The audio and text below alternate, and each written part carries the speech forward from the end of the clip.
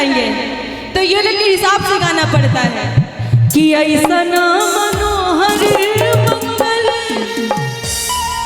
मूरत सुहावनी सुंदर सूरत नुहो। अपना डांस करिए आप लोग, इधर आइए सभी लोग आइए।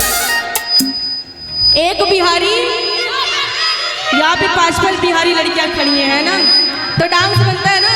ए राजा जी, ए राजा जी, ए राजा जी करे ताराल खूबसूरत।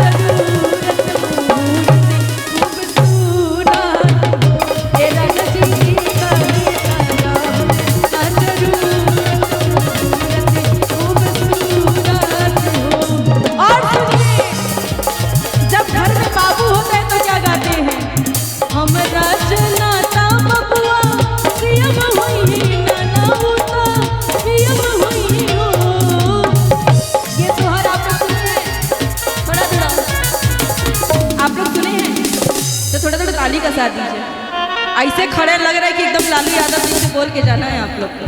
बोले शंकर भगवान की, और साथ में गाइए कि हमारा जनाता बबुआ सियम होई नाना होता सियम होई हो।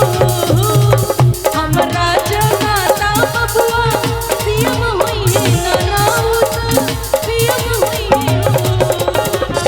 ए ललना, ए ललना, ए ललना जहाँ बाकी चांद होई ऊपर ताज होई। ए राजा जी की करे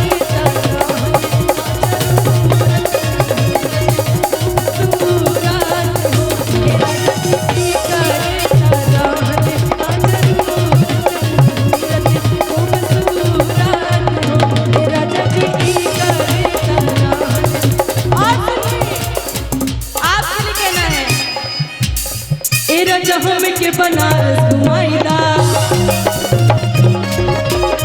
ए राजा हम के बनारस घुमाईदा।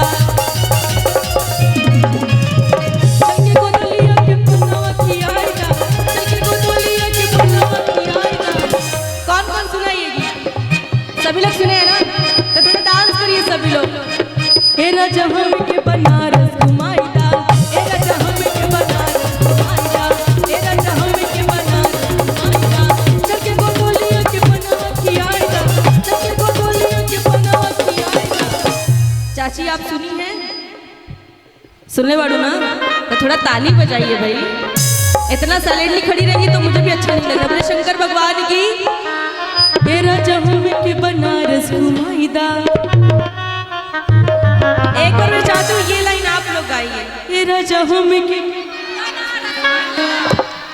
ऐसे बनारस घूमिएगा तब तो कभी जीवन में आपको राजा जी नहीं घुमाने वाले हैं। घूम लिए तो एकदम थोड़ा प्यार से बोलिए, ए राजा हम के।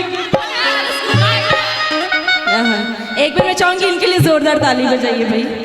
कब से इतना मेरा सपोर्ट कर रहे हैं आप लोग। ए राजा हम के बनारस घुमाईदा, ए राजा हम के बनारस घुमाईदा।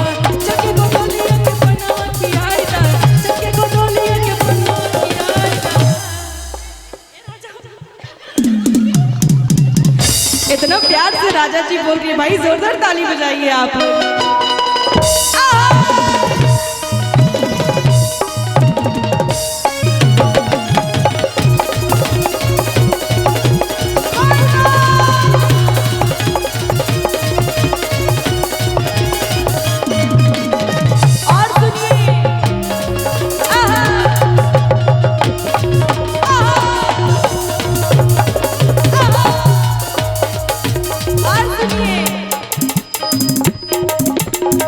मुनि जी के जैसन बबुआ, मुनि जी के जैसन बबुआ ज्ञानी हुई, बाबू जस खानदानी हुई हो।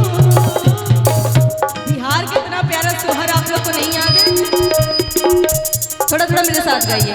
मुनि जी के जैसन बबुआ ज्ञानी हुई है, बाबू जैसे।